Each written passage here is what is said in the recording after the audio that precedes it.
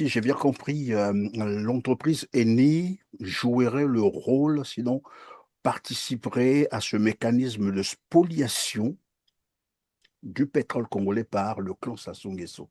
Oui, Parce que tout à c'est fait. cette entreprise qui les aide, en fait, Exactement. avec son Monsieur pétrole. Perrin, c'est suffisamment grave pour en parler. Aujourd'hui, Eni est le corrupteur. Honte aux voleurs, honte aux corrupteurs, je l'ai entendu, mais Eni est en plein dedans. Et pourquoi le Congo actuel ne peut pas dégager Eni? C'est parce qu'il y a connivence entre les gouvernants actuels et Eni. C'est juste ça. Si vous avez un politicien intègre, patriote qui arrive au pouvoir au Congo, Brazzaville, notre pays, la République du Congo, et qui voit des contrats comme ça, il stoppe tout de suite les contrats. Là, c'est tribunal international, tribunal arbitral, etc. Parce que là, c'est suffisamment grave pour porter un regard là-dessus. Eni contribue à la corruption dans le pétrole du Congo. Je le dis au vu des éléments que nous avons, au vu des enquêtes qui ont été déjà menées et au vu des enquêtes en cours. Il y a des documents officiels d'ENI qui confirment cela. Parce que après avoir aidé l'entreprise du clan d'Eni Sassou Nguesso à se positionner sur le pétrole congolais, Eni demande une rétribution. J'ai travaillé, qu'est-ce que j'y gagne? Aujourd'hui, la corruption, quand on la regarde là, elle s'est déplacée. Ce n'est plus la corruption d'échange de mallettes d'argent ou des virements sur des comptes offshore. Ce n'est plus ça. Mais comment, Vous comment m'avez Eni est aidé. payé finalement? Eni est payé comment? Par quoi? Si ce n'est pas Ben, par Eni est l'argent. payé avec des puits de pétrole. Eni est payé avec des puits de pétrole. Hein, il C'est-à-dire le vous a pas. Congo cède les puits de pétrole à Tout à Eni? fait. Tout à fait. Je le dis encore plus avec beaucoup de gravité. Eni aujourd'hui, vous entendez, Eni est devenu le premier opérateur pétrolier au Congo. Eni récupère des puits de pétrole quand ils font des explorations. Le Congo signe, oui, ça a été donné, on donne à Eni, exploration, exploitation. Eni récupère comme ça des puits de pétrole. Donc, c'est de la rétrocommission. Ça s'appelle comme ça. Ce sont des rétrocommissions. Parce qu'il n'y a pas eu de virement d'argent, mais il y a eu des virements de puits de pétrole qu'on a cédé. On a cédé. Parce qu'il faut savoir une chose. Lorsqu'une entreprise demande à explorer un puits de pétrole, on a de fortes suspicions de découvrir des gisements. Qu'est-ce qui se passe? Lorsque l'entreprise découvre le gisement, se tourne vers le pays pour dire, on veut passer de l'exploration à l'exploitation. Et là, vous avez des primes de signature. Vous avez, un peu comme dans le football, vous avez des primes à la signature. Est-ce que vous avez déjà entendu au Congo qu'il y a eu prime à la signature sur tel ou tel puits de pétrole? Où va cet argent? C'est vrai que pendant que vous en parlez, c'est dans le journal, bon, enfin le site internet de l'ONG Survie, je ne sais pas si ça vous dit quelque chose, et il y a un article qui parle évidemment de Denis Sassou Nguesso pendant qu'il se préparait à faire son coup d'État militaire. Il était déjà en partenariat, il scellait déjà des accords avec certains cabinets qui devaient l'accompagner. Et cet article rapporte d'ailleurs c'est que lorsqu'on arrive en 2007, la fortune, il faut le dire comme ça, la fortune illégale de Denis Sassou Nguesso est déjà à plus d'1 milliard de dollars. Donc, en ce temps-là, on pouvait calculer autour de 570 milliards de francs CFA. Je répète, la fortune de Denis Sassou Nguesso était déjà à hauteur d'1 milliard de dollars. Et l'article explique comment il procède. Il vend le pétrole congolais avec une décote très basse. Et en retour, il perçoit les rétrocommissions. Au bout du compte, ce que moi je suis en train de comprendre, c'est que Denis Sassou Nguesso a fait main basse sur tout le pétrole congolais. Et tout à l'heure, peut-être qu'on va le comprendre. Mais est-ce que ces entreprises payent les impôts?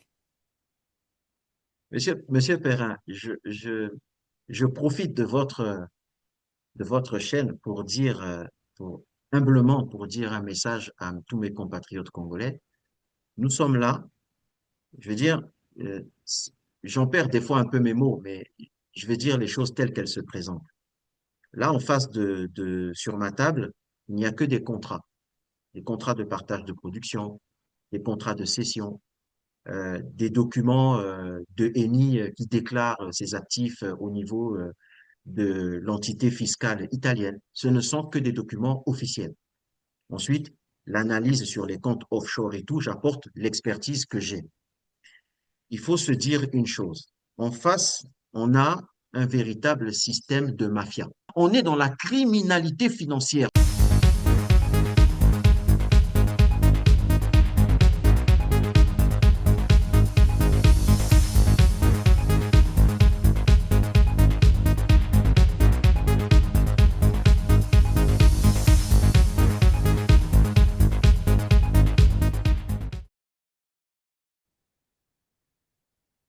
Bonjour Cédric Kolwemba, Bonjour, Monsieur Perrin. Merci en tout cas de m'accueillir sur votre plateau. président de l'ONG citoyen du réseau anticorruption du Congo. Merci d'être là pour continuer évidemment à nous informer sur la situation des ressources naturelles en République du Congo. Tout le monde sait, ou presque, que le Congo, évidemment, dispose de nombreuses potentialités, gaz, minerais, bois, pétrole, la mer, bref. Mais curieusement, le gouvernement congolais continue d'évoquer une crise économique et financière. Désormais, les Congolais ont compris que c'est une crise artificielle, persistante, et nous allons donc le comprendre tout à l'heure avec vous. Comme vous le savez aussi, Total Energy, je prends cet exemple, bien entendu, cette multinationale française qui opère aussi au Congo-Brazzaville, a annoncé un bénéfice record de 5,4 milliards de dollars, l'équivalent de 2553 milliards de francs CFA, rien que pour le deuxième trimestre 2026, doublant ainsi ses résultats par rapport à l'année précédente. Sur l'ensemble du premier semestre, le géant de l'énergie a cumulé 11,2 milliards de dollars de bénéfices portés par la flambée des prix des hydrocarbures. Pourquoi je rappelle cela? C'est parce que je veux comprendre avec vous ce paradoxe congolais. Qu'est-ce qui peut donc expliquer que pendant que la situation au Moyen-Orient est une opportunité pour la plupart des pays producteurs du pétrole, que finalement le gouvernement congolais continue à évoquer la crise? Et souvent, ils prennent même en exemple la situation du Moyen-Orient pour justifier la crise. Alors que pour d'autres, comme je viens d'ailleurs de le mentionné tout à l'heure, Total, par exemple, fait d'énormes bénéfices. Et Total opère aussi au Congo-Brazzaville. Qu'est-ce qui peut donc expliquer ça? Est-ce que c'est toujours cette affaire de, j'allais dire, des préfinancements pétroliers, c'est ça, qui empêche le Congo de profiter évidemment de ces opportunités-là? Alors, Monsieur Perrin, je crois que quand on a fait le tour et on est encore englué dans les contrats de partage de production, les contrats pétroliers congolais, on ne peut pas affirmer que c'est uniquement les préfinancements qui font que le pétrole serait gagé et qu'on ne se retrouve pas. Non, on va dire que c'est une politique d'évitement. C'est vraiment une politique d'évitement de nos gouvernants que de répondre aux vraies questions. Les crises n'ont rien à voir avec la gouvernance. Là, on est vraiment en plein dans la gouvernance pétrolière. Ce qui se passe, c'est la nature des contrats, c'est comment les contrats ont été faits, comment les contrats sont ficelés, comment ils sont noués et dénoués au fil du temps.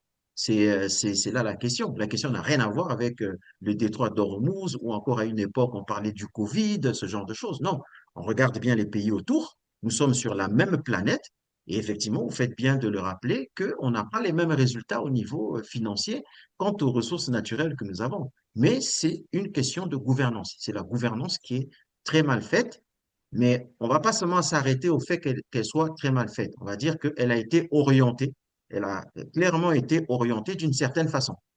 Si on veut gérer les ressources naturelles pour le compte du plus grand nombre pour la population, il y a une façon de faire.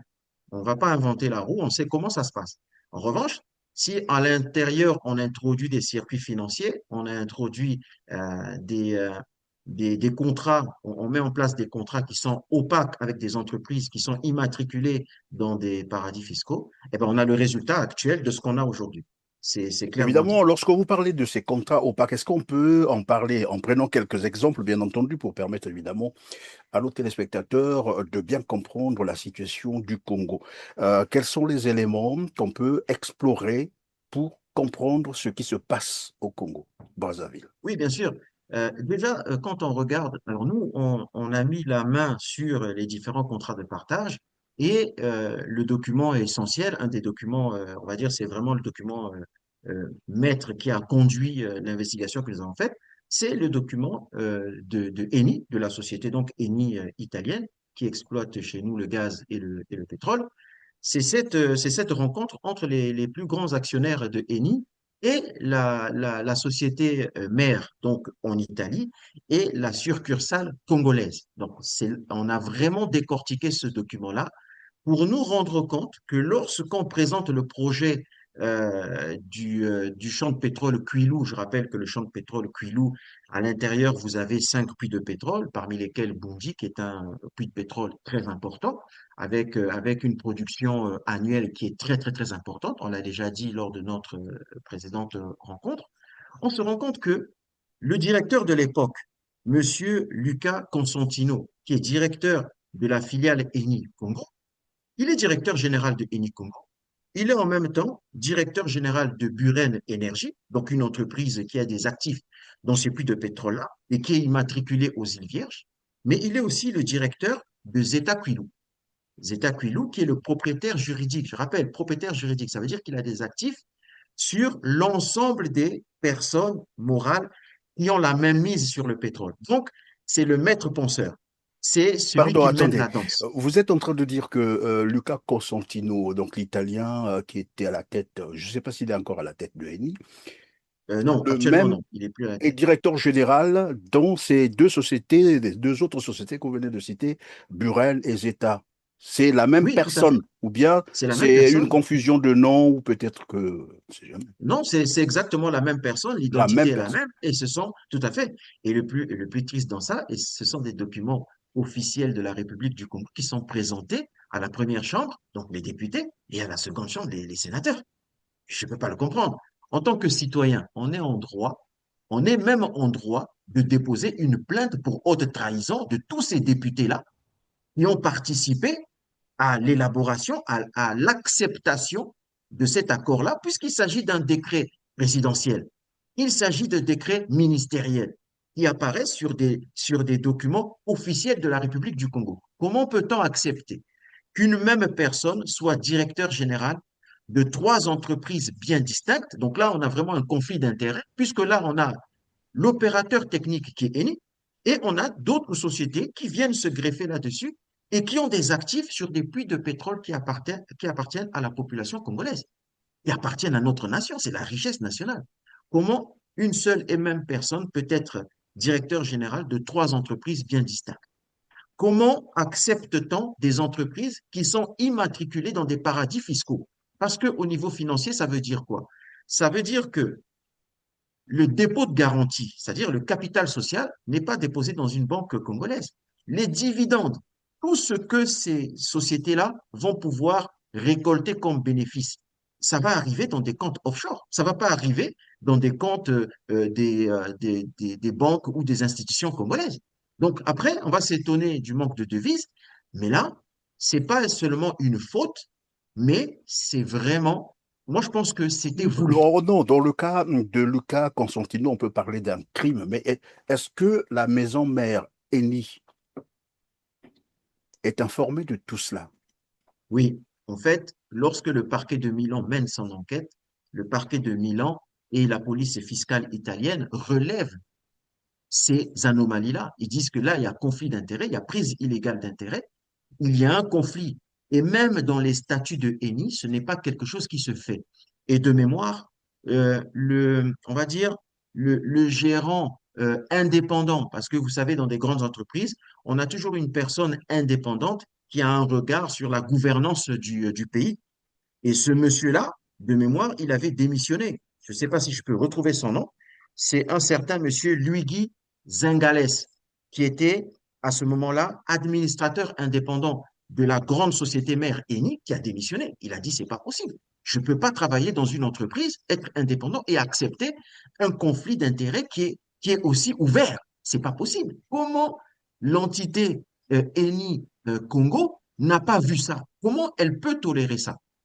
Voilà. Donc là, on est vraiment dans un cas d'école. C'est que on a une société majeure qui est Eni, qui est vraiment impliqués dans la corruption profonde sur le système pétrolier congolais. Ça, je le dis avec beaucoup de gravité, parce que les documents que nous avons en notre possession et l'enquête que nous avons menée, nous nous réservons le droit de les présenter aux vrais politiciens, je veux dire les politiciens qui ne sont pas englués dans des comportements immoraux ou encore dans des actes répréhensibles, que ce soit la transparence, que ce soit l'évasion fiscale, que ce soit les détournements des fonds publics. Parce que on le voit bien au travers des différents contrats de partage, la plupart des politiciens actuellement qui sont en charge de la gouvernance du pétrole, je suis désolé de le dire, sont impliqués dans des affaires de malversation, et ça, je pèse les mots. Ce sont les contrats que nous avons, ce sont les différents degrés, ce sont les différentes enquêtes qui nous ont menés à cette conclusion-là, Monsieur Perrin. Alors, moi, je reviens sur Luca Constantino, qui est finalement directeur général de trois sociétés distinctes dans un même pays et qui opèrent dans le même secteur. Oui, C'est scandaleux, c'est la qualification, il faut même trouver un autre mot. Mais cela veut dire quoi? Si Eddy veut, par exemple, céder certaines parts à une autre société dont il est lui toujours directeur général, comment ça se passe? J'imagine un peu, ça, Eddy veut céder quelque part à Zeta, puisqu'il est aussi directeur général de Zeta, ou à tout Buren, à comme fait. vous l'avez dit tout à l'heure. Comment ça va se passer à ce moment-là? Ben, on peut même plus parler de cession. Là, on est vraiment dans la compromission. Il y a un conflit d'intérêts.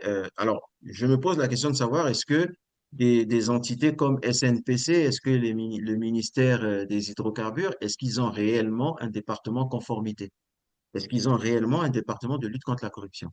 Des recherches que j'ai effectuées montrent que non, alors que c'est la base. Quand on est dans le secteur pétrolier, dans le secteur des hydrocarbures, dans le secteur de l'énergie, on est souvent sujet à ce genre de travers. Donc, on doit avoir un département de conformité, on doit avoir un département qui lutte contre la corruption. Avant de prendre une décision sur un contrat, on doit poser la question au département de conformité, est-ce que tous les éléments sont conformes? Est-ce qu'on a affaire à une entreprise qui a pignon sur rue, qui a le recul sur l'expertise, qui n'est pas engluée dans des affaires de corruption, etc. Parce que là, on est en plein dans la criminalité financière.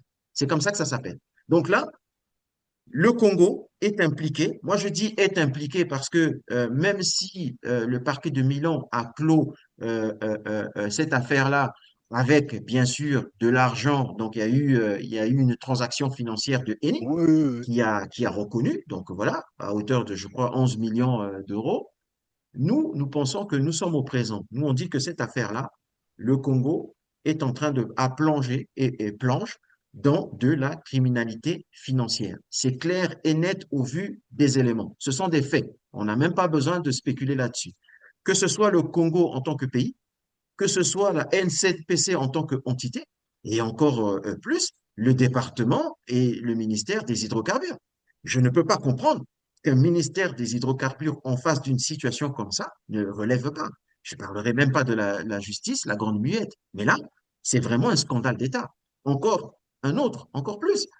C'est un scandale d'État qui ne dit pas son nom. Ce n'est pas possible. Oui, mais Et pendant que vous êtes en train de le dire, pardon, Cédric Louemba, c'est que, évidemment, si le parquet de bilan a tenté de régler tel que vous êtes en train de le dire, et parce qu'ils ont payé de l'argent, c'était pour protéger, c'est le protectionnisme, pour protéger l'entreprise Eni, c'est tout tout à normal. fait, Mais le exactement. préjudice, c'est le Congo qui subit le préjudice.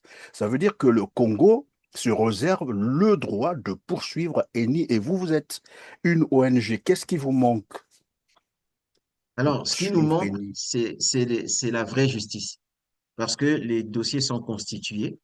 En revanche, nous, en tant que ONG, on peut déposer une plainte à travers un parquet national financier, à travers une institution judiciaire, financière. Le Congo n'a pas d'institution financière sur laquelle on peut se baser. On ne peut pas le faire en France pour la simple et bonne raison que entre les majors, que ce soit la France en protégeant Total, que ce soit Eni en protégeant, enfin, que ce soit l'Italie en protégeant Eni, on a une espèce de patriotisme qui risque de se mettre en branle, qui ne dirait pas son nom. Et nous, on est dans l'anticorruption, on sait comment ça se passe. Et donc, on aurait pu avoir un support, tout au moins, on va dire, un accompagnement des services judiciaires ou encore de la justice congolaise. Mais à ce niveau-là, on voit bien que cette justice n'est pas vraiment une justice. Parce que si c'était une justice, Déjà, lorsqu'on en a parlé au premier épisode, je pense qu'un procureur de la République se saisit de cette affaire-là et dépose une plainte. Il faut savoir que l'Italie avait déposé une plainte dans les années 2017 pour corruption internationale, ce qui est grave. L'Italie qui poursuit sa propre entreprise nationale. Donc, ça devrait interpeller les autorités judiciaires et la justice congolaise. Ils doivent se rendre compte qu'il y a vraiment soit des non-dits, soit des affaires qui sont dans des zones grises, et on ne peut pas y aller parce qu'on va réveiller, on va remuer la boue, et comme on le dit, nous on le dit clairement, parce que nous on ne fait pas de politique, nous on ne parle que des faits, la plupart des politiciens qui ont eu affaire avec la gouvernance pétrolière hydrocarbures du Congo sont impliqués dans cette affaire. Alors, Donc, je pense la que même société, l'entreprise Eni, à un moment donné, avait cédé, je crois, les parts à AOGC de Denis Ngokala. Bon, je ne sais pas comment ça s'est passé. Est-ce que, et en ce moment-là, Denis Ngokala était encore, je ne sais pas s'il est toujours conseiller de Denis Sassou Nguesso, c'est ça? alors ça, c'est le flou artistique parce qu'il était conseiller spécial. Je pense que au travers des documents que nous avons, nous sommes sûrs d'une chose. Il fait encore partie du PCD, le parti au pouvoir. Il fait partie du comité central du parti au pouvoir. Et je pense que il est encore conseiller, entre guillemets, spécial des hydrocarbures du président actuel Denis Sassou Nguesso parce que on ne peut pas comprendre que dans les années 2000, qu'il ait été conseiller du président de la République dans les hydrocarbures et qu'en même temps, il crée une société en France, ITMS, International Trading Management et Services. Il crée Sphinx UK à Londres. Tout ça, ce sont des entreprises pour capter le pétrole congolais.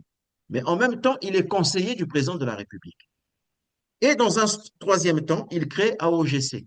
Et c'est ça qui est extraordinaire parce que quand il crée AOGC, les, on va dire, les actionnaires de Eni se posent la question, ils posent la question à Eni Congo. Comment se fait-il que AOGC, vous avez cédé des actifs à AOGC, mais en contrepartie, on n'a pas eu l'argent.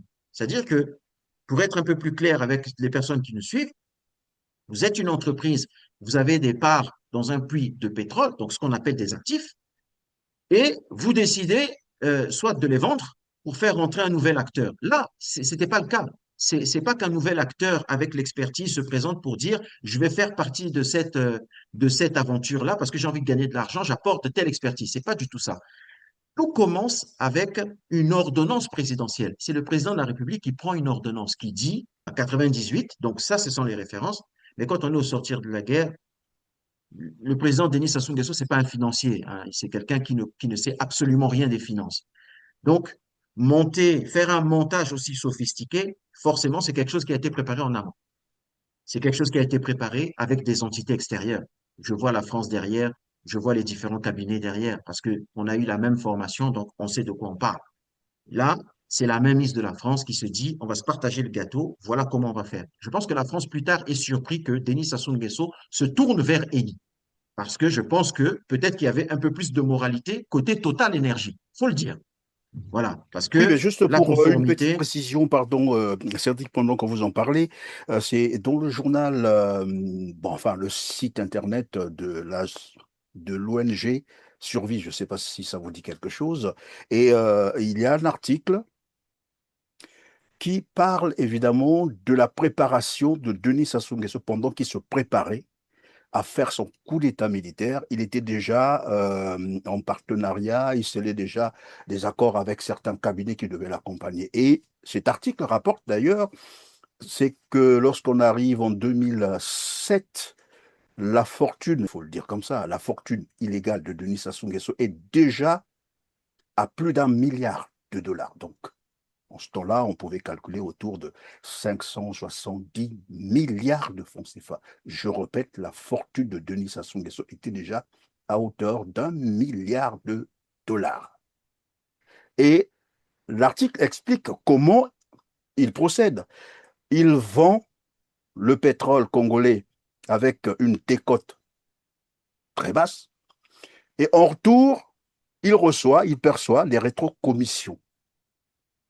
Et donc, l'article s'interroge, est-ce que ceux qui ont accompagné Denis Sassou Nguesso dans son coup d'État militaire, évidemment, y étaient venus au Congo pour évidemment mettre la main sur les richesses du Congo. C'est ce que vous êtes en train d'expliquer. Donc, en fait, les mêmes mécanismes ont continué. Et là, quand vous dites que Denis Sassou Nguesso prend une ordonnance où il est conscient que Eni transfère quelques, disons, les parts à AOGC et vous dites que AOGC ne paye rien.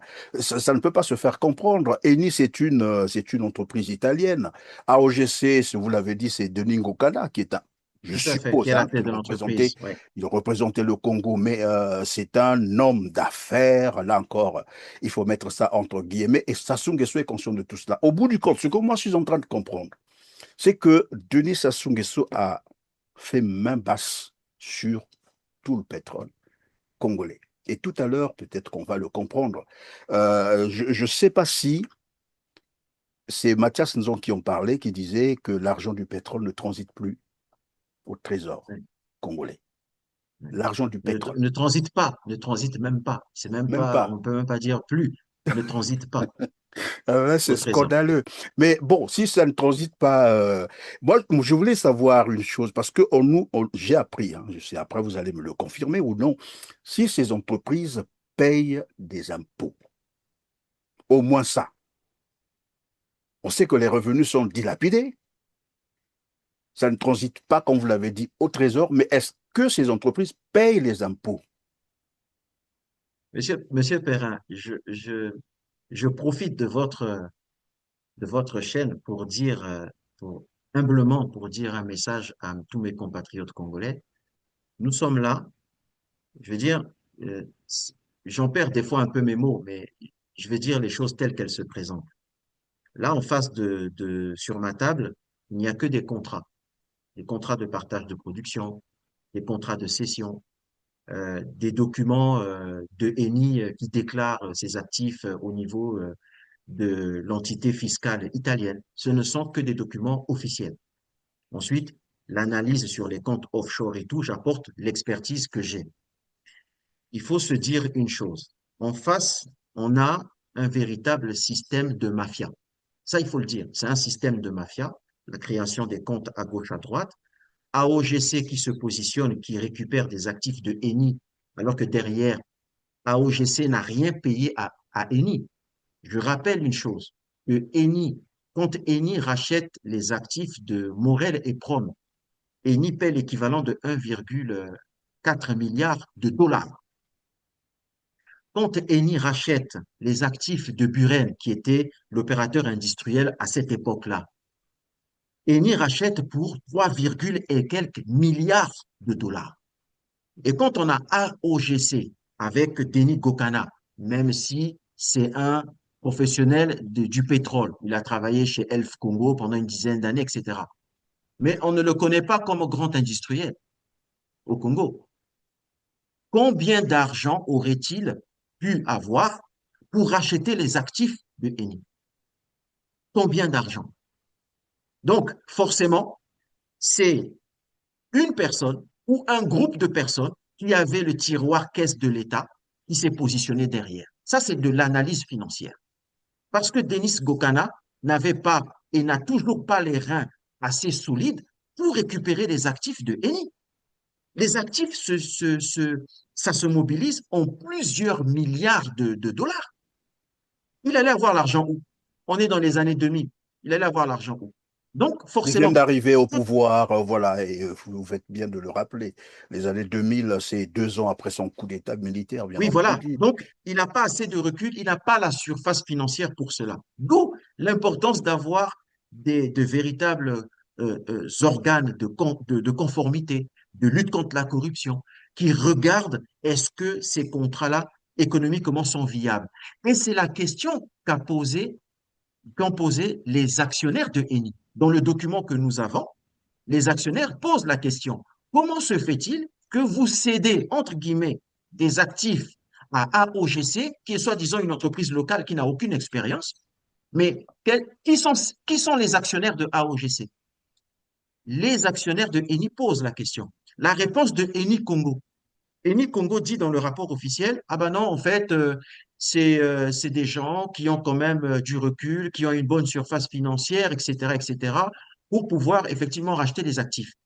Les actionnaires disent, donnez-nous les noms de ces personnes-là. Eni Congo n'a pas donné les noms de ces personnes-là. Sauf que il y a une enquête qui a été menée, puisque Eni, enfin, c'est l'Italie, donc le parquet financier italien, plus le juge d'instruction de Milan, qui demande de l'aide à la France. Puisque le pays Congo est francophone, forcément, les documents se trouvent du côté francophone plutôt que du côté italien ou anglais. Quand ils mènent l'enquête, ils commandent effectivement un cabinet d'avocats. C'est le cabinet français Delbert et Bourdon qui va mener l'enquête. Et qu'est-ce qu'on va découvrir? Parmi les actionnaires de l'entreprise AOGC qui s'est positionnée pour acheter les actifs, il y a Madame Lydie Pongo, Madame Lydie Pongo, l'actuelle ministre, alors je ne sais pas, Celle qui était dans ministre le je ne sais cabinet quoi, de Denis Sassou Nguesso à un moment donné, oui, elle était exactement, qui était dans le conseillère, oui. cabinet de Denis Sassou Nguesso en tant que conseillère culturelle, qui figure parmi les actionnaires. Et il y a Dieudonné Bansimba, qui est l'actuel maire, je L'actuel crois, de maire de Brazzaville, Brazzaville. voilà, qui était chef de cabinet au ministère territorial, je pense, tenu par M. Bouya. Voilà. Donc là, on a le mélange des genres, on a un conflit d'intérêts, on a une prise illégale d'intérêts, mais on a aussi de la haute trahison.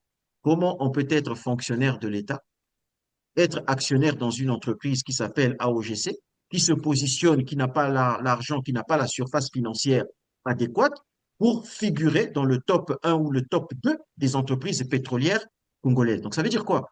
Ça veut dire que même l'entreprise AOGC aujourd'hui, parce qu'on l'enquête est toujours en cours, AOGC a une filiale GPL. Ça s'appelle comme ça, GPL. Elle a le monopole du carburant, du gaz et tout dans plusieurs localités du pays. Quasiment toute la partie nord. Oyo, Bunji, Obuya, Owando, Makwa, Olombo, Gomboma, Itumbi. Et même Evo et Okoyo. C'est l'entreprise qui fournit tous les produits pétroliers de cette région-là. Et ils ont l'ambition d'aller dans le Niari et dans la Sangha, le Niari d'Olizi, la Sangha Ouesso. Bon, quand on a un positionnement comme ça, un positionnement, on va dire ça dans le jargon, c'est vraiment, euh, on est au-dessus des monopoles. Là, c'est un monopole criard. Déjà, 100% de monopole dans ce secteur d'activité, ce n'est pas possible en termes de conformité, mais le positionnement est dû à l'action politique. Ça, il faut le dire. Et quels étaient les politiciens en charge, effectivement, soit de la gouvernance du pétrole ou encore le premier citoyen? On revient toujours à la même chose. Denis Sassou Nguesso, président de la République, qui prend des ordonnances. Et derrière, on a un mécanisme qui se met en forme. Donc, on prend les copains et les copines, on les place. Ce ne sont pas des sociétés qui ont servi à la formation de nos jeunes, à l'extension, faire en sorte qu'il y ait un tissu local, un développement local. Donc, c'est contraire à leur discours aujourd'hui.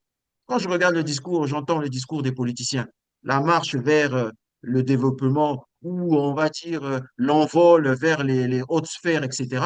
On pourra dire le nom que l'on veut, mais on regarde le résultat. Les entreprises pétrolières, soi-disant locales, sont tenues par le clan Denis Sassou Nguesso et affiliés. Toutes les entreprises sous-traitantes, c'est la même chose. En fait, le tissu pétrolier n'est pas représenté localement. Il n'est pas représenté. Prenez un jeune qui vient Donc, de ça veut dire Vouvou. que, si j'ai bien compris, l'entreprise Eni jouerait le rôle, sinon participerait à ce mécanisme de spoliation du pétrole congolais par le clan Sassou Nguesso. Oui, Parce que tout à c'est fait. cette entreprise qui les aide, en fait. Exactement. Avec Monsieur Perrin, c'est suffisamment grave pour en parler. Aujourd'hui, Eni est le corrupteur. Honte aux voleurs, honte aux corrupteurs, je l'ai entendu, mais Eni est en plein dedans. Et pourquoi le Congo actuel ne peut pas dégager Eni? C'est parce qu'il y a connivence entre les gouvernants actuels et Eni. C'est juste ça. Si vous avez un politicien intègre, patriote qui arrive au pouvoir au Congo, Brazzaville, notre pays, la République du Congo, et qui voit des contrats comme ça, il stoppe tout de suite les contrats. Là, c'est tribunal international, tribunal arbitral, etc. Parce que là, c'est suffisamment grave pour porter un regard là-dessus. Eni contribue à la corruption dans le pétrole du Congo. Je le dis au vu des éléments que nous avons, au vu des enquêtes qui ont été déjà menées et au vu des enquêtes en cours. Il y a des documents officiels d'ENI qui confirment cela. Parce que après avoir aidé l'entreprise du clan Denis Sassou Nguesso à se positionner sur le pétrole congolais, Eni demande une rétribution. J'ai travaillé, qu'est-ce que j'y gagne? Aujourd'hui, la corruption, quand on la regarde là, elle s'est déplacée. Ce n'est plus la corruption d'échange de mallettes d'argent ou des virements sur des comptes offshore. Ce n'est plus ça. Mais comment, Vous comment m'avez Eni est aidé. payé finalement? Eni est payé comment? Par quoi? Si ce n'est pas Ben, par Eni est l'argent. payé avec des puits de pétrole. Eni est payé avec des puits de pétrole. Hein, il C'est-à-dire le vous a pas. Congo cède les puits de pétrole à Tout à Eni? fait. Tout à fait. Je le dis encore plus avec beaucoup de gravité. Eni aujourd'hui, vous entendez, Eni est devenu le premier opérateur pétrolier au Congo. Eni récupère des puits de pétrole quand ils font des explorations. Le Congo signe, oui, ça a été donné, on donne à Eni, exploration, exploitation.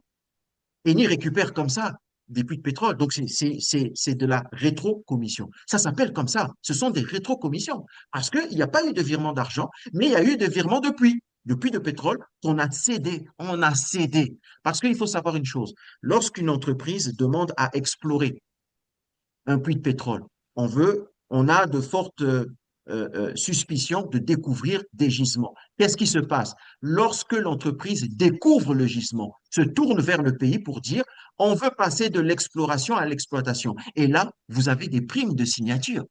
Vous avez, un peu comme dans le football, vous avez des primes à la signature. Est-ce que vous avez déjà entendu au Congo qu'il y a eu prime à la signature sur tel ou tel puits de pétrole? Où va cet argent? Où va cet argent? Les Où primes. va cet argent, Cédric Louimba? Je vous posais la question tout à l'heure de savoir si ces entreprises payent les taxes, simplement parce que j'ai aussi appris que finalement, à la place des taxes, il y a un autre mécanisme qui a été mis en place, ce qu'ils appellent d'ailleurs par le pétrole fiscal. Je ne sais pas si ça vous dit quelque Exactement. chose. On découvre, exactement, Monsieur Perrin. Vous savez, le document de Eni est très riche. Les actionnaires ont posé la question, mais sur telle ou telle année, alors j'ai les chiffres, je crois que c'est 2012 et 2013, Eni paye l'équivalent de 800 millions de dollars, l'équivalent de 600 et quelques millions de dollars au titre de l'impôt des sociétés, etc. Donc, les actionnaires se disent, mais attendez, vous nous présentez une entreprise, des entreprises qui sortent de nulle part, qui sont immatriculées dans des paradis fiscaux, que ce soit les Bahamas, les îles Vierges, etc., qui veulent commercer avec nous, alors que c'est nous qui apportons l'expertise. Et en plus, vous payez des mille et des cents en termes d'impôts, mais c'est pas possible. Comment on peut faire ça? Et c'est là qu'Eni apporte la réponse. Ben non, ne vous offusquez pas. Ça va servir effectivement au document officiel, mais en réalité, qu'est-ce qui se passe? Eni calcule le coût des impôts. Parce que le coût des impôts, c'est en fonction effectivement du coût de production, les différents coûts pétroliers qu'on a pu dépenser, etc. À travers ces coûts-là, on récupère de l'argent. Il faut le savoir, quand il y a des coûts pétroliers, ces entreprises qui ont investi de l'argent pour pouvoir explorer, etc., récupèrent Récupère, leur oui. argent. Voilà. Ils récupèrent cet argent-là. Et ils disent, voilà, par rapport à telle production qu'on a eue, comment vous calculez votre imposition? Je vais prendre un exemple. Si l'imposition est de 14 millions, Eni va calculer l'équivalent de 14 millions en barils de pétrole. On va arriver autour de 200 000 barils de pétrole jour. Quand on arrive autour de 200 000 barils de pétrole jour, on va céder cela au pays. Est-ce que vous avez déjà entendu sur les différents contrats, que ce soit Total Energy, que ce soit Eni, que ce soit les autres, les Perenco, etc., ou Ingua, est-ce que vous avez déjà entendu que voilà, au titre de l'impôt, on a cédé tant de barils de pétrole au Congo, donc représenté par l'entité SNPC, et SNPC, à travers un département de vente du pétrole brut qui n'ont je rappelle qu'ils vendent le pétrole brut à travers des intermédiaires, dont AOGC et d'autres compagnies, donc autour appartenant au clan Denis Sassou Nguesso. Je répète ça pour que les gens soient bien au fait de cela, parce qu'en temps normal, comme nous a dit l'opérateur norvégien, on a un département spécifique qui vend le pétrole. Je suis dans les marchés financiers, je connais les opérateurs qui vendent le pétrole pour leur pays. Je n'ai jamais vu le Congo vendre le pétrole congolais, une entité congolaise pour le Congo. J'ai jamais vu. Mais des entreprises X, Y dans les marchés gris, oui, ça on en trouve. Donc, ils vont vendre le pétrole. Mais quand ils vont vendre le pétrole, c'est là qu'ils vont vendre le pétrole au cours du marché, c'est-à-dire les fluctuations que vous voyez aujourd'hui. C'est ce pétrole-là qui est vendu comme ça. C'est le pétrole qu'ils reçoivent, eux, à travers des montages offshore. Ce sont ces pétroles-là qui font face à la spéculation. Donc, quand le pétrole est à la hausse, ça rentre dans les poches des individus. Ça ne rentre pas dans les caisses de l'État, puisque dans les caisses de l'État, c'est du pétrole qui a servi au préfinancement, ou encore c'est du pétrole où ça passe par des intermédiaires et on a un pourcentage qui est complètement loufoque, qui est complètement en, en, en deçà de la réalité, que le Congo se retrouve avec 7% par-ci, 10% par-là, etc. Ça fait combien de temps qu'on exploite le pétrole?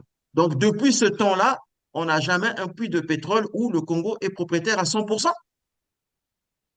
Mais c'est terrible C'est parce pas que possible. avant de commencer cette émission, j'ai vérifié le cours du baril.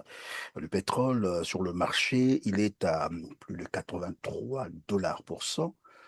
Et lorsque vous expliquez que finalement, à la place des taxes, ils ont créé donc ce mécanisme pétrole fiscal, c'est-à-dire au lieu Oui, de payer les impôts, et c'est quand même beaucoup d'argent, vous parlez en termes de 800 et quelques millions de dollars, c'est beaucoup trop d'argent.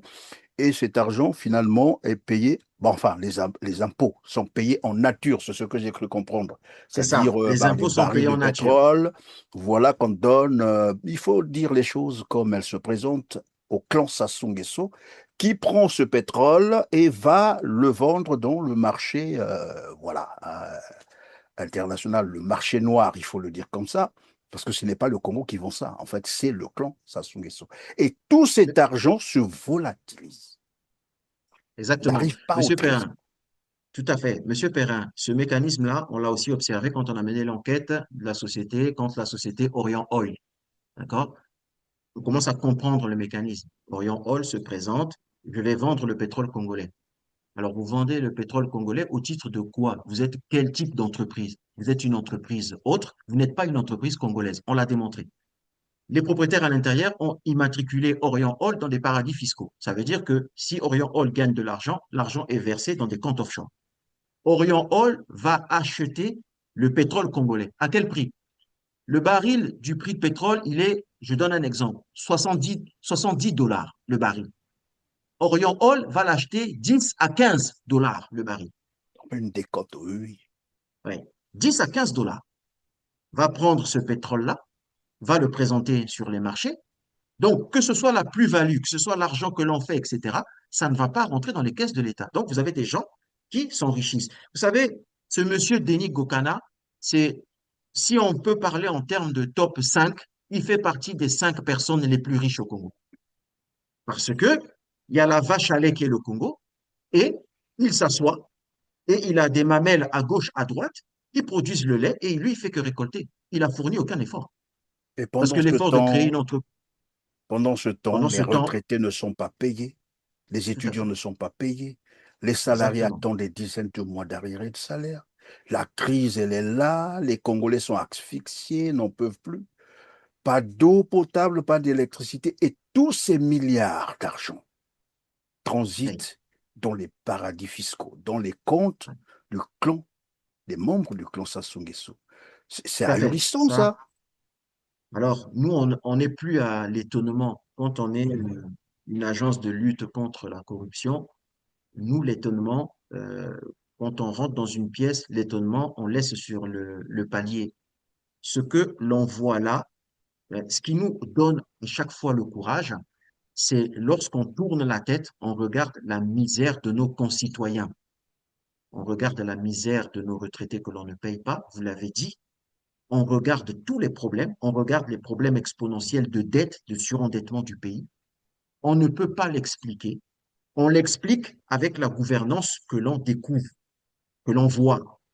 Hein. On avait effectivement une certaine appréhension. On se disait que oui, on va certainement retrouver ce genre de choses, mais pas de cette ampleur. Ça, je vous le dis, hein, c'est inédit. C'est inédit. On a quelquefois été contacté par des pays africains, des pays tierces, pour mener des enquêtes sur d'autres sujets. Parce qu'ils ont reconnu notre expertise. On a rarement vu ce genre de choses. Là, je ne suis pas congolais. Je n'aime pas les Congolais. J'en ai rien à faire du Congo. J'ai d'autres pays, j'ai d'autres ambitions. Est-ce qu'on peut expliquer un comportement comme ça? Oui. Mais quand on est un Congolais, quand on voit ça, moi, je puis vous assurer que là, on est sur de la haute trahison. Il n'y a pas un autre mot, hein. On ne va pas chercher à édulcorer ce genre de choses. On est sur de la haute trahison parce que là, c'est un système très structuré. C'est un système d'évasion très structuré. C'est un système de vol à l'étalage à ciel ouvert très structuré. On est dans la criminalité financière. On est dans la haute finance. Je le dis, hein, c'est un département que je connais. Ça fait plus de 30 ans que je suis dedans. On est, Monsieur Perrin, dans la haute finance, là-dessus, là, on est dans la haute finance. On vous parle d'une société qui s'appelle Zeta LTD. 3 mois après, Zeta LTD devient Zeta Quilou. 4 mois après, Zeta Quilou devient Zeta Coilou. Pas Quilou, mais Coilou. Et 4 mois après, pourquoi ça ce devient une autre changement-là tout le société. temps? Mais ce sont des Qu'est-ce que ça sociétés cache? écrans, ça vous empêche d'avancer parce qu'à chaque fois que vous tombez sur une société, vous devez tout étudier. Les rapports financiers, les rapports comptables, les différents flux. Donc, vous passez du temps. Ça vous ralentit. Donc, ça n'a pas été fait dans un coin du bureau à Mpila ou à Makelekele. C'est pas possible. Ça a été fait quelque part là-haut. Ça a été cautionné. Donc, quand on a des députés qui ont des documents en face d'eux, qui se posent pas la question sur la structure, qui se posent pas la question comment ce directeur-là, il peut être directeur de 3 entreprises, comment c'est possible que ces entreprises-là se présentent, n'ont pas de compte au Congo, n'ont pas déposé leur capital dans des banques congolaises, mais c'est les îles Vierges, c'est les Bahamas, et à un moment, dans ce groupement de États, on a introduit une société qui est immatriculée au Panama. D'où l'extension Panama Papers. Comment on en arrive au Panama Papers lorsque le compte offshore est utilisé et que le consortium fait apparaître dans cette étude de Panama Papers X, Y personnes exposées politiquement à utiliser de l'argent et tout, on a des traces. C'est cette entreprise-là qui s'appelle Conrad. Je vais vous donner le nom. Au départ, dans les années 2008, c'est Kurat Asset Management Incorporate. Elle est immatriculée au Panama. Quand on mène l'enquête, de Kurat Asset Management, elle se transforme en Kurat Asset Management Incorporated. Tout ça, ce sont des sociétés écrans. Et ce sont ces sociétés-là qui ont été présentées aux députés. Alors, je veux bien comprendre qu'il y a des députés qui ne maîtrisent pas la science financière, etc., l'investigation financière, mais là, c'est le Non, mais BABA. attends, C'est le BABA des Cédric contrôles. Louemba, non, non, non, ben, on ne peut pas leur excuser. Les députés ont des cabinets, dont leur cabinet est spécialiste. D'accord? Et depuis que vous êtes en train de faire ces révélations-là sur ce plateau, jusque-là, aucun député ne cherche à, évidemment, à mener des enquêtes, à comprendre, mais finalement, qu'est-ce qui se passe? Vous comprenez que c'est comme vous le disiez tout à l'heure, là, c'est tout un système, parce que moi, je me posais à un moment donné la question de savoir, mais comment expliquer que depuis que Sassou Nguesso est là, ce sont les mêmes personnes qui tournent. Il Tout à est fait, ouais. ministre ici, il arrive là-bas, c'est les mêmes ministres, les mêmes personnes. On essaie de les mettre un peu, bon, voilà, en pause, on les récupère. Qu'est-ce qui pouvait expliquer ça dans un pays où d'autres cadres, d'autres jeunes Mais, qui sont aussi compétents que cela tout à attendent fait. être utilisés? Mais pourquoi ce sont les mêmes personnes? Et là, je suis en Mais, train de comprendre bien que sûr. c'est un système, c'est une mafia. Et là, on est en plein dans la mafia sicilienne, Ça, avec à Monsieur la Perrin, ça tête, s'appelle comme voilà, ça? des experts comme Luca Cosentino. C'est de la mafia italienne qu'on est en train de vivre au Congo, en fait. Tout à fait. Mais c'est clairement fait. Et vous remarquerez qu'à chaque épisode douloureux, on va dire douloureux pour nous, les Congolais, pour nous, les citoyens, vous avez toujours un fils du Kwilu, de la région du Kwilu, qui n'est pas loin. Un coup, c'est Raphaël Louemba, rien à voir avec votre humble serviteur, qui est ministre des hydrocarbures. Un autre coup, c'est Tati Loutar. Un peu plus loin, c'est Tister Tikaya père. Un peu plus loin encore, c'est Tister Tikaya fils, etc. Donc, moi, je mets les pieds dans le plat, Monsieur Perrin. Aujourd'hui, et encore hier et avant-hier, les émullements des ministres sont payés par cette mafia-là. Les émullements des députés sont payés par cette mafia-là. Ceux des sénateurs, c'est pareil. Ceux de tous les directeurs centraux, etc., c'est pareil. Vous êtes payé par cette mafia qui a été mise en place depuis les années 97-98. Ça s'appelle comme ça. Donc, ça veut dire que ça, c'est du blanchiment d'argent et vous faites partie de ce qu'on appelle de la complicité du recel de blanchiment d'argent. C'est comme ça juridiquement que ça s'appelle. Si vous ne réagissez pas, si vous ne corrigez pas, si vous n'exposez pas, si vous ne dites rien, soit vous êtes complice, comme j'ai souvent à le dire, soit vous êtes acteur. Il n'y a que deux formulations. Et Ah, ils sont pour vous tous démontrer, acteurs, parce que là, je suis en train de comprendre, parce que longtemps également, je me suis posé la question, pourquoi est-ce que les membres du gouvernement congolais, je ne sais pas si vous le savez, ils sont payés à la main. Leur salaire ne passe pas dans les banques. bien sûr, Les voilà. Donc, députés, les sénateurs sont payés à la main, alors qu'ils touchent des gros montants allant mais jusqu'à Monsieur Perrin, 30 millions de francs CFA. Le ministre, le premier ministre est à 25 millions de francs CFA. Vous imaginez, les ministres d'État, c'est 15 millions, 13 millions par là. Vous avez les députés, les sénateurs et le président, je crois, le secrétaire général du PCT. J'ai ouï dire qu'il gagnait autour de 30 millions de francs CFA. Et tout ce monde est payé à la main. Ça ne passe pas par des banques. Donc, ils volent même les impôts, ces gens-là. mais bien sûr, mais bien sûr. Mais Monsieur Perrin, quand on est député de la République, on est censé représenter le peuple. Député de la République, je perçois de l'argent à la main. Je vais m'insurger. Parce que, avec mon salaire, je paye les impôts, donc je vais rémunérer les services essentiels de la police, de la gendarmerie, tous les services hospitaliers, les sapeurs-pompiers, L'enseignement, etc. la santé, tout ce qu'on est en train de Exactement. citer. Mais voilà L'assainissement pourquoi d'une ces ville et tout secteurs ne ça. marchent plus. Ces Et domaines-là ça sont marche pas. tombés. Voilà. Mais voilà, que les Congolais sortent de leur léthargie. Ne jamais tout résumer à la politique. Non, on n'en est pas là. Là, ce sont des faits et on est dans le bon sens. On est député, on ne peut pas accepter ce genre de situation. Vous êtes payé à la main. Mais finalement, qui c'est qui va faire l'assainissement? Vous allez vous réunir dans une réunion et dire qu'on va décaisser 700 milliards pour faire ceci, pour faire cela. Ça s'appelle du bricolage. On est encore dans le problème de la gouvernance. Et Monsieur Perrin, je vais rajouter, pourquoi c'est important d'avoir des organes de lutte contre la corruption qui sont indépendants. Vous avez vu la haute autorité de lutte contre la corruption. Vous les avez entendus? Non. Pauvre elle. Sur plein de sujets, ils sont complètement largués, comme disent les plus jeunes, ils sont à la ramasse. Ce ne sont pas des techniciens, des gens qui savent. Et combien même il y a des techniciens à l'intérieur, C'est des ça a complices. été créé Ils par ne le veulent pas politique. Ils travailler. sont dans la compromission. Voilà. Que ce soit le ministère du tutelle, c'est la même chose. Donc, on en revient à des problèmes de gouvernance par rapport à un système mafieux qui a été mis en place, qui a été structuré. Il est là, le système.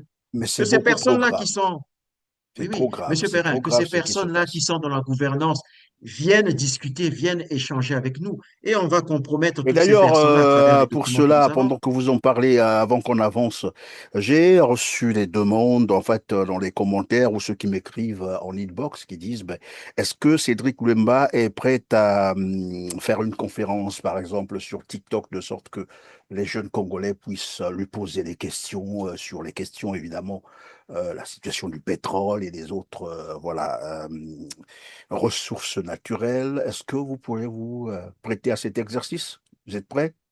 Monsieur Perrin, je vais vous répondre. Euh, je vais dire d'abord ceci, avant de répondre complètement à votre question. Le travail que nous faisons, c'est un travail qui est en dehors de mes activités, que ce soit mes activités familiales ou professionnelles pures. Oui.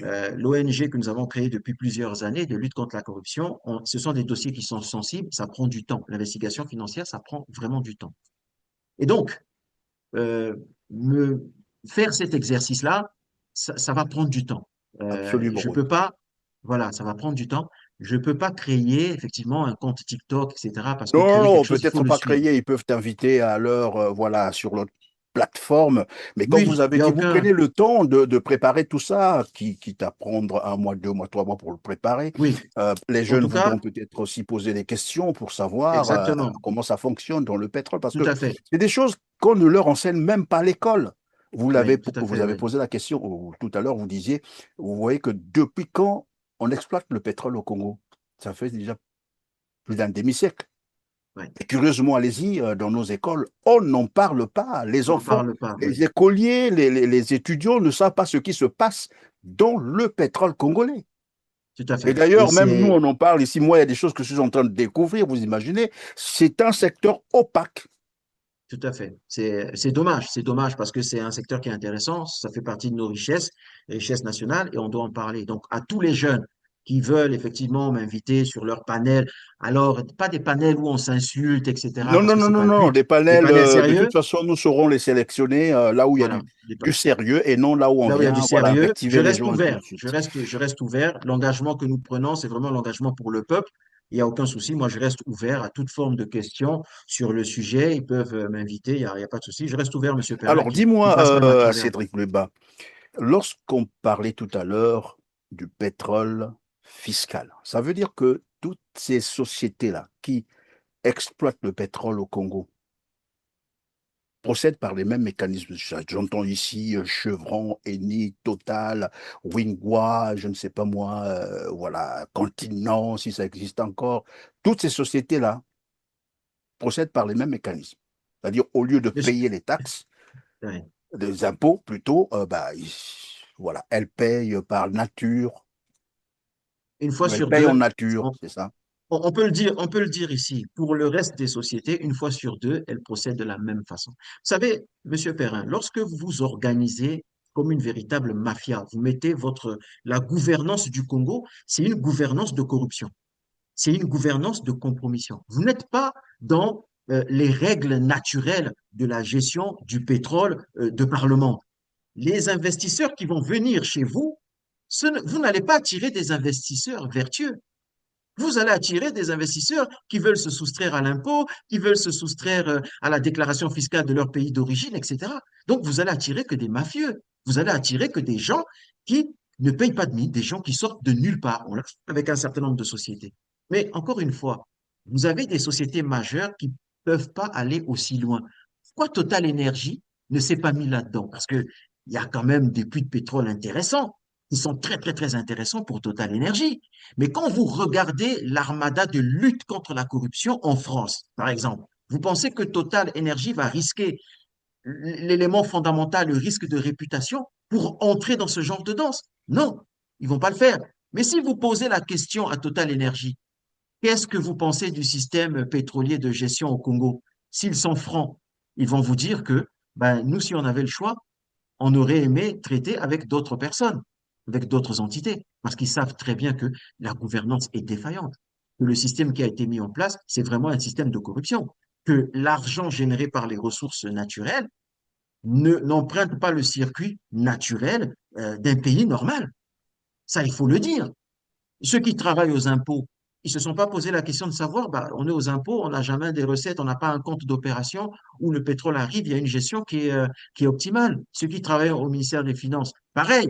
Mais pourquoi? Parce que la plupart du temps, toutes ces personnes-là sont dans la compromission. Que ce soit les Dongou Zidane, que ce soit le ministre actuel des Finances. Je vais vous dire une chose, moi je mets les Christian pieds dans les Yoka, plats. Je mets les pieds dans les plats, Monsieur Perrin. Moi, je suis une agence de lutte contre la corruption.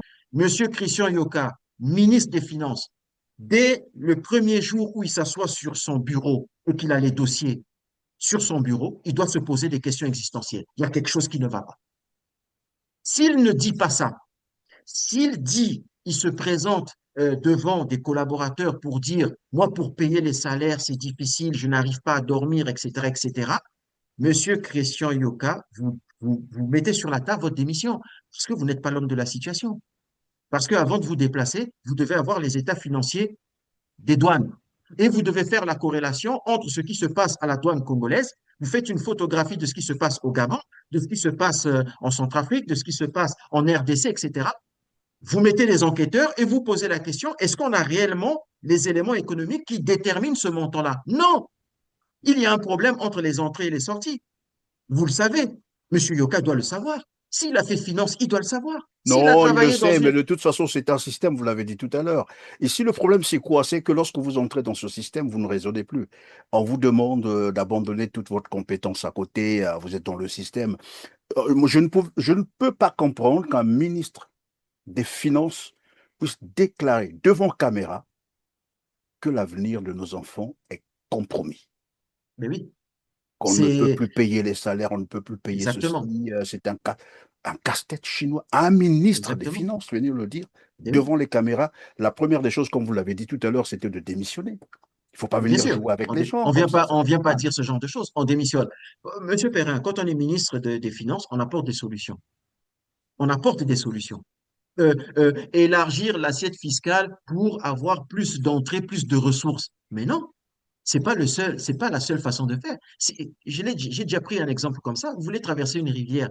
Vous remarquez que dans votre pirogue, il y a des trous de partout. Vous allez oser traverser la rivière? Non. Commencer par Vous les faites en bouchers. sorte, Cédric exactement. Lebas, le temps malheureusement nous tient. Nous sommes presque à la fin de cette émission. Je voudrais qu'on aborde également cet autre sujet qui souvent nous passe un peu à côté, c'est le gaz. Le gaz naturel au Congo. Tout à l'heure, vous parliez évidemment, je reviens là-dessus, sur le pétrole fiscal. Est-ce que au niveau de l'exploitation du gaz, c'est aussi le même mécanisme? Parce que nous savons qu'il y a des unités flottantes hein, voilà, sur les côtes à Pointe-Noire et Eni a installé ce qu'on appellerait des navires-usines où le gaz est traité et bien curieusement, tout ce gaz à 100% est exporté. Bien curieusement. Les Congolais ne se posent même pas la question. Donc, je me pose, moi, la question de savoir si le Congo, c'est la quantité, j'allais dire, le volume de gaz produit par ces unités. Je ne pense pas. Tout se passe au large des côtes de Pointe-Noire. Une fois Oui, traité là-bas, exporté, c'est parti. Et bon, j'ai fouillé un peu partout. Je n'ai pas vu les traces. Ça aussi, ça n'existe pas. Même au trésor, l'argent, les revenus du gaz n'arrivent pas au trésor. Malheureusement. Bon Dieu. Attends, comment on va le dire? Comment on va le dire et comment est-ce que les Congolais voudraient qu'on le leur dise? exactement. Même Monsieur Perrin, le gaz, l'argent du gaz n'arrive pas au trésor public. Est-ce que au niveau du gaz, c'est le même mécanisme aussi sur... Bon, ici, on parlera donc de gaz fiscal, c'est ça? gaz fiscal. Alors, il faut déjà relever plusieurs anomalies. La première anomalie, c'est que nous, on l'a déjà dit en tant que ONG, mais quand on dit les choses, c'est parce que derrière, on a mené plusieurs années d'enquête. Lorsqu'il y a le pétrole, il y a forcément le gaz. Puisqu'on utilise le gaz, c'est technique pour pouvoir effectivement faire ressortir les poches d'hydrocarbures. Entre le moment où on exploite le gaz, le pétrole, et aujourd'hui, il y a un fossé, il y a un delta où, vous regardez toutes les lois des finances, la valeur gaz n'est jamais reportée au budget de l'État. Nous, on s'est Jamais. posé la question de savoir. Jamais. Non, ça n'a jamais été rapporté. La seule fois où ça a été reporté, c'est en 2024, si ma mémoire est bonne, pour 29, l'équivalent à peu près de 29 milliards. Au Seulement. titre du gaz, Mm. on a gagné 29 milliards. Et on prévoit en 2026 une baisse. Bon, quand on voit ça, donc déjà le chiffre parle de lui-même. C'est pas possible qu'on ait ce genre de chiffre parce qu'on a comparé avec tout, on compare avec la production estimée parce qu'encore une fois, nous n'avons pas le logiciel pour connaître, savoir exactement en Le termes de volume. production le volume. On l'a pas. Est-ce qu'on n'a pas voulu acquérir le logiciel? Point d'interrogation. Est-ce que on n'a pas la possibilité de former nos jeunes Congolais, les envoyer à gauche, à droite? On en a Non, envoyé mais pendant que vous à avancez, parce qu'après, Azerbaïdjan. ils vont nous dire que oui, c'est très difficile, trop technique. Est-ce que ces logiciels sont disponibles sur le marché? Ah bah oui, les logiciels sont disponibles. Nous, on a évalué ces logiciels-là. On est allé voir un major qui, pour ne pas vous le citer, la Norvège, qui gère mieux son pétrole, qui a au moins une éthique là-dedans, qui a un organe de lutte contre la corruption, qui a pignon sur rue, qui contrôle et qui fait les investissements nécessaires pour la population, pour faire une entreprise de pétrole. Je suis congolais, je veux créer une véritable société de pétrole sous votre format. Peut-être pas avec les mêmes actifs, les mêmes moyens. Qu'est-ce qu'il me faut? Ils nous ont dit, il vous faut ça, ça, ça et ça. Ça vous coûte combien? Ça vous coûte ça, ça vous coûte ça, ça vous coûte ça. Donc, on a le modèle. On ne va pas nous dire ici que ça n'existe pas. Voilà pourquoi je dis encore aux Congolais, vous n'avez pas de société pétrolière, ça n'existe pas. Vous n'en avez pas. Vous parlez de l'entité SNPC.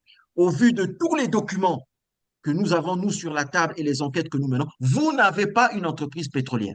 Vous n'en avez pas. Curieusement, vous avez un ministre, Bruno Itoie, qui a accepté, au titre du gaz, d'aller mettre au large de Pointe-Noire une espèce de bateau, etc., etc. Ça, bon, lui-même, il sait quel est le pourcentage qu'il prend là-dedans, ou quel est le pourcentage que le clan Denis Sassou Nguesso prend là-dedans, ou je ne sais pas quelle autre entreprise. Mais en tout cas, c'est flou. Congolais, je suis Congolais, j'aime mon pays, je commence par créer des sociétés souveraines. Il y a des secteurs souverains pour lesquels il n'y a pas de partage. La richesse, c'est chez moi, c'est moi qui dicte les conditions. Je crée une société pétrolière congolaise, 100% de capitaux congolais. Et j'emploie d'abord des Congolais, que ce soit dans l'expertise, que ce soit l'expertise, exploration, exploitation commerciale, etc. J'emploie des Congolais. Pourquoi? Parce que vendre le pétrole congolais pour avoir plus d'argent, pour faire des hôpitaux de qualité, pour donner de la bourse aux jeunes Congolais, il vaut mieux avoir des Congolais à la tête. Ça, c'est du patriotisme. C'est comme ça. Quand vous allez chez Total Énergie, siège social à la Défense, au niveau des instances décisionnelles ou encore des comités de direction, vous n'avez pas un Zimbabwéen, un Congolais ou un gars de Pointe-Noire. Vous n'avez pas ça.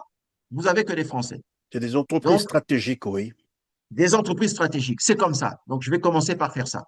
Entreprise de gaz, vous créez une véritable entreprise de gaz parce que le gaz aujourd'hui, c'est une valeur, non seulement valeur économique commerciale, mais c'est une source de développement parce qu'à travers ça, vous pouvez bifurquer sur le transport. Le gaz naturel liquéfié, ça permet d'avoir des bus qui vont tourner, vous résolvez le problème de transport, etc. Vous formez les jeunes Congolais à la distribution, à la commercialisation, à cette expertise-là, vous avez une véritable société. Imaginez, vous avez une véritable société des mines au Congo, une véritable société de pétrole au Congo, une véritable société de gaz au Congo.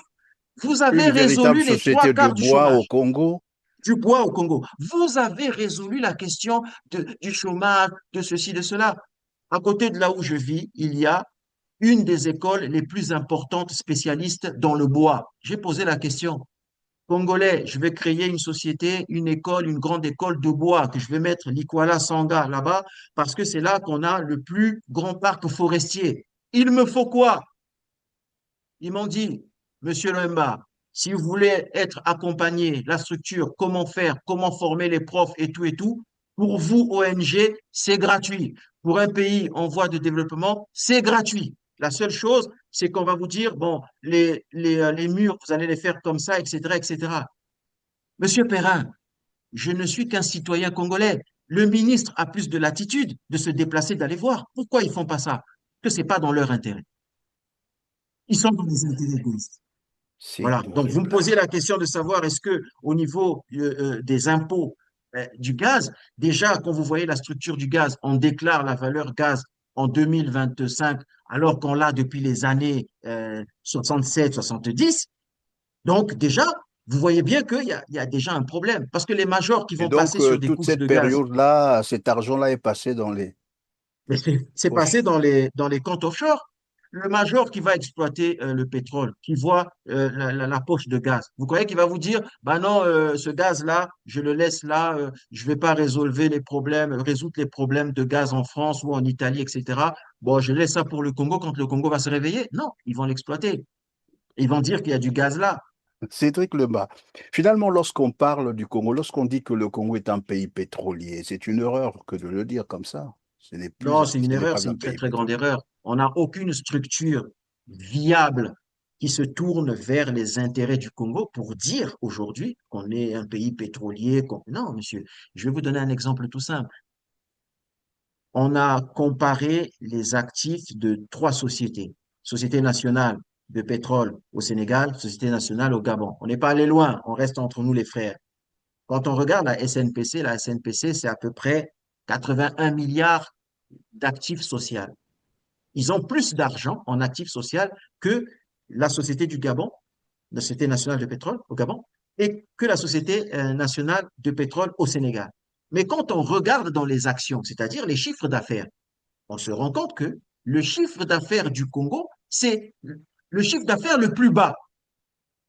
Comment c'est possible? Mais ça veut seulement dire que l'argent du pétrole ne rentre pas dans les caisses de l'État. Voilà un élément technique que j'apporte aux Congolais. Ça veut juste dire ça.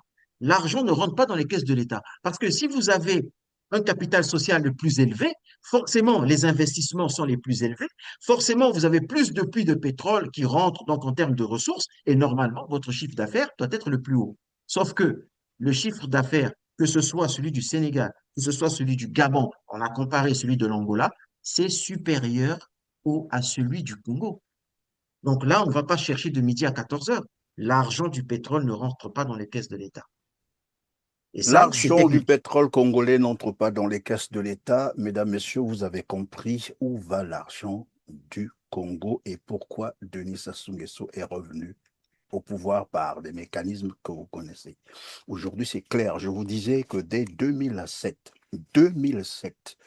et ça, c'est le rapport, en fait, d'avant même qu'il ne revienne au pouvoir. Denis Sassou Nguesso avait déjà une fortune, je vais qualifier ça comme ça, illégale, de plus d'1 milliard de dollars. Allez-y lire l'article sur le site internet de Survie.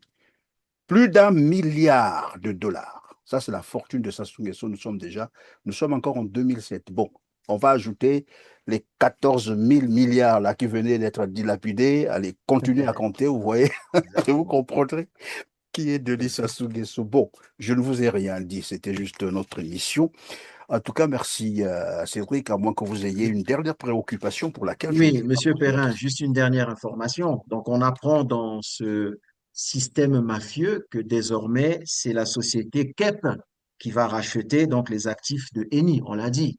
KEP, c'est Quilou Exploration et Production. Donc, ils rachètent les actifs de Eni pour cette fois-ci avoir 82% dans ce conglomérat de puits de pétrole. On a attendu la déclaration de KEP comme quoi on a payé tant de milliards d'actifs, on n'a pas eu l'information. On est allé au niveau du régulateur de CEMAC qui nous a donné l'information comme quoi ils n'ont pas reçu les données. Donc, sur ce système-là, on pense que Eni va se faire rétribuer à travers des puits de pétrole ou à Encore, travers des participations. Ben oui, ça va se passer comme ça. Parce que Eni qui a racheté pour plusieurs milliards ne va pas donner en cadeau à une entreprise qui sort de nulle part. On appelle ça KEP, on l'a créé et on dit que c'est une branche de la SNPC. Non, on doit mais avoir quand la... on dit branche de la SNPC, on comprend très vite qui est derrière. Exactement, Bon, ça c'est clair, tout à ça fait. c'est très clair. Bon, moi ce qui me gêne ici, c'est de savoir finalement que la société Eni s'est engouffrée dans la haute mafia au Congo-Brazzaville. Et ça c'est grave, Exactement, tout à c'est fait. très grave. Oui. La société Eni avait été, même s'ils ont payé l'argent, mais voilà, accusée de corruption internationale. Et Corruption là, internationale. il continue, Oui. malheureusement. Les Et les autorités, députés, les sénateurs, pour les ministres, ça, il faut mettre à côté. Je ne sais pas si ça existe. Même les députés, ils ont l'information, mais vous verrez qu'ils ne feront rien. Personne ne fera quoi que ce oui, pourtant, ils peuvent commander une instruction pour pouvoir écouter les différents dirigeants de Eni sur ces questions-là. Nous, nos documents sont là. Si l'Assemblée nationale veut avoir le concours de notre ONG pour transmettre les éléments, nous sommes prêts à Ben transmettre voilà, les éléments. Il faut c'est la juste moindre des ouvrir choses. l'information judiciaire publiquement. C'est Et d'abord ça qu'on va leur demander.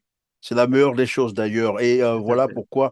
Mais je ne sais pas si les Congolais le savent. Parce qu'en fait, au Congo, même lorsqu'on paye, lorsqu'ils ont trouvé de l'argent pour payer les salaires, personne n'a jamais su d'où vient cet argent. Est-ce que vous le savez?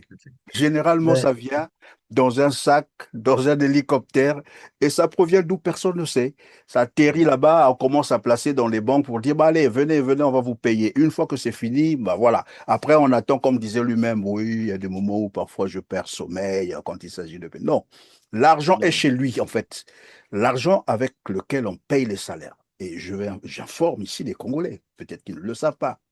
C'est l'argent qui vient de quelque part de chez Sassou Nguesso. Cet argent ne transite pas par le trésor. Quand ça arrive au trésor, c'est que c'est parti de chez Sassou Nguesso pour le trésor. On arrive au trésor, on commence à faire la redistribution et puis voilà.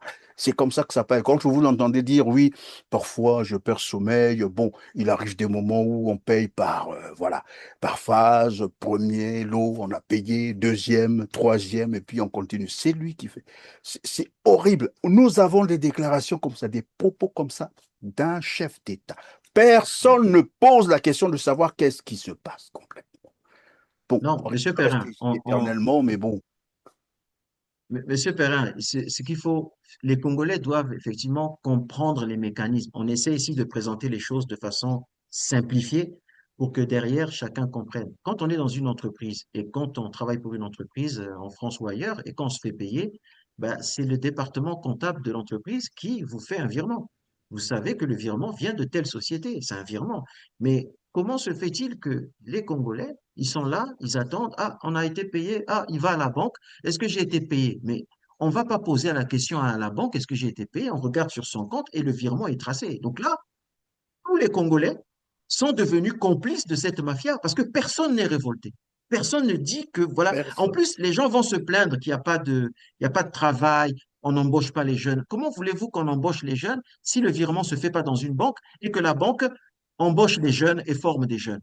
Vous acceptez d'être payé à la main. Donc, toute la valeur ajoutée que l'on pourrait avoir, obtenir sur le traitement des salaires, vous ne l'avez pas. Parce qu'un salaire, ça se traite. On a enlevé, par exemple, la compte qu'il avait pris, on regarde, on calcule le nombre de jours où il a travaillé, il a été absent, etc. C'est un traitement de salaire. Quand on fait un traitement de salaire, on embauche des jeunes. Ne vous plaignez pas que les jeunes ne sont pas embauchés. J'ai mon fils qui n'a pas été embauché, mais entre-temps, vous acceptez l'argent à la main, vous acceptez ce genre de choses. Donc, c'est à chaque Congolais d'être responsable. Avant de dire que c'est un tel, on regarde d'abord soi et on se dit, qu'est-ce que je pourrais faire pour mon pays? Quelles sont les actions que je peux mener pour mon pays? Sassou est là, le clan Sassou est là, demain ils ne seront pas là. Donc, qu'est-ce qu'on peut faire pour notre pays? Voilà, c'est la question fondamentale. Et c'est important, Monsieur Père. C'est la question fondamentale. Évidemment, je crois que les Congolais vont prendre conscience parce que là où le Congo est arrivé, si l'on y prend garde, le Congo va disparaître. Le Congo va disparaître. Merci Cédric Lemba d'avoir encore été avec nous, hein. Je Merci, rappelle Monsieur que Perrin, de m'avoir accueilli merci. C'est sur très votre chaîne. gentil, surtout du temps que vous avez disposé pour nous apporter ces informations, des éclairages. Merci à vous. Très important d'ailleurs. Et ce n'est pas fini, nous l'avions dit, c'est une série d'émissions. On va révéler toute la magouille qui se passe sur les ressources naturelles qui sont les ressources des Congolais. C'est Tout à l'argent fait. des Congolais. L'argent qui devait servir à améliorer la vie des Congolais, les conditions de vie des Congolais, donc le bien-être des Congolais. Ce que les gens ne comprennent pas, c'est que lorsque vous volez un centime de l'État, cela veut dire que vous êtes auteur de la mort de ceux, donc des Congolais qui vont mourir à l'hôpital parce qu'il n'y a pas de matériel médical. Vous êtes responsable de ce qu'il n'y a pas d'eau potable au Congo. Vous êtes responsable de ce qu'il n'y a pas d'électricité. Vous êtes responsable de beaucoup de choses. L'argent de l'État, on ne touche pas, on ne vole pas. On ne vole pas. Celui qui veut être riche n'a qu'à aller faire des affaires. On ne fait Tout à pas fait. la politique pour devenir riche, mon Dieu. On s'arrête là, Cédric Lemba, et on se dit à très bientôt. Merci, Monsieur Perrin. À très Je vous bientôt. en Merci. prie. Merci. Et, mesdames, messieurs, n'oubliez surtout pas de cliquer sur le petit pouce en l'air juste en bas de la vidéo. Partagez cette émission, s'il vous plaît. Partagez autour de vous, parents, amis, connaissances, pourquoi pas.